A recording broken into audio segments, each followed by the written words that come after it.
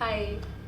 एक बहुत ही छोटी सी बात शेयर करनी है कि जो इंसान जितना ज़्यादा सरल बनता है, जितना ज़्यादा वो अपने नेचुरल फॉर्म में रहता है, वो बहुत ज़्यादा स्मार्ट बनने की कोशिश नहीं करता, वो उतना ही ज़्यादा बेहतर और खूबसूरत इंसान होता है। उसे शायद उतने ही लंबे समय तक याद रखा जाता है।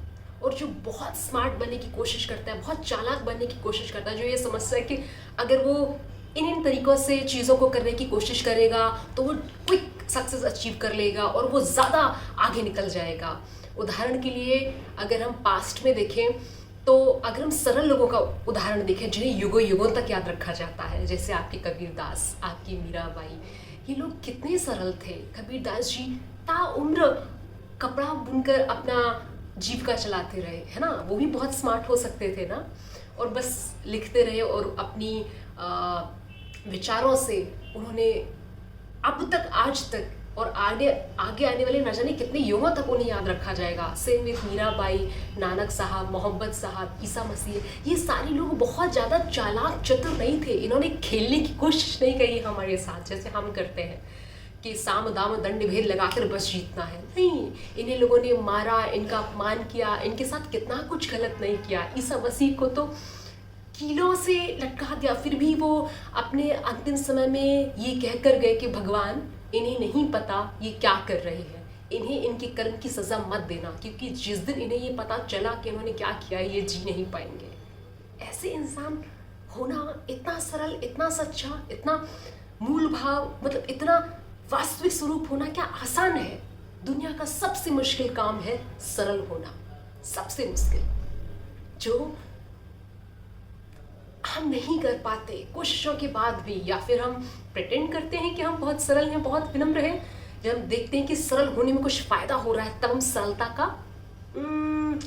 थोड़ा सा शो ऑफ कर लेते हैं। और अगर चालाक लोगों का उदाहरण लें, पास्ट में न जाने कितने राजा हुए हैं जिन्होंने एक राज्य ऑलरेडी उनके पास है, फिर भी अपने साम्राज्य को बड़ा करने के लिए और राज्य हड़पने की कोशिश करी, है ना। तुम्हारे जितने भी इतिहास में तुमने राजा पढ़े हैं, उनमें से तुम कितने राजाओं की आज पूजा करते हो, उनके पदचिन्हों पर चलते हो, उन्हें याद रखते हो, उनकी किताबें पढ़ते हो।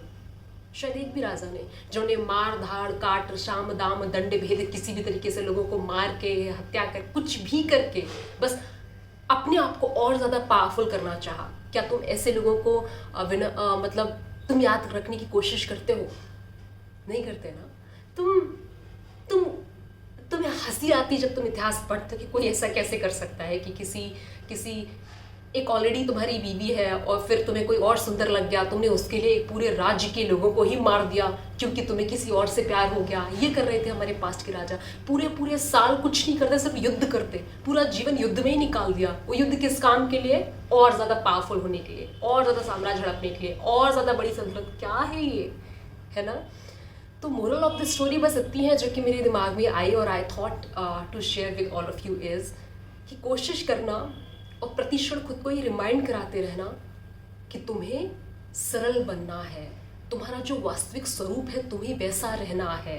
तुम्हें ये भले ही ये तुम्हारी चाणक्य नीति साम दाम दंड भेद करके चंद्रगुप्त मौर्य ने साम्राज्य जीत लिया हो, पर हम उनकी पदचिन्हों पर तो नहीं चलते ना।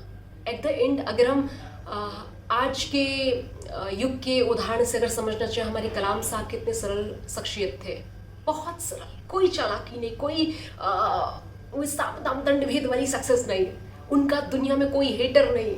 आसान है क्या वैसा बनना? हमारी सुधा मूर्ति जी देख लीजिए, कितनी ज़्यादा विनम्र है, वो कितनी बड़ी हैं, उनको तो बहुत एटीट्यूड होना चाहिए, नहीं है।